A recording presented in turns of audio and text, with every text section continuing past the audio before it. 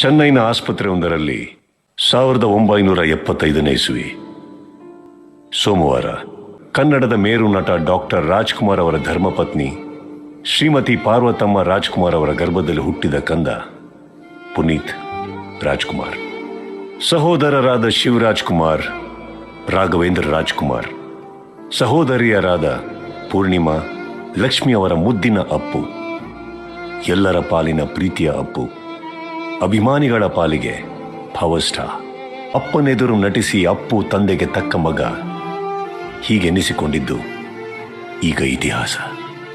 1999 December 1ರಂದು ಚಿಕ್ಕಮಗಳೂರಿನ ಅಶ್ವಿನಿ ರೇವಂತ್ರವರ ಕೈ ಹಿಡಿದರು. ಈಗ ಅವರಿಗೆ ಧೃತಿ ಮತ್ತು ವಂದಿತಾ ಇಬ್ಬರು ಪುತ್ರಿಯರು.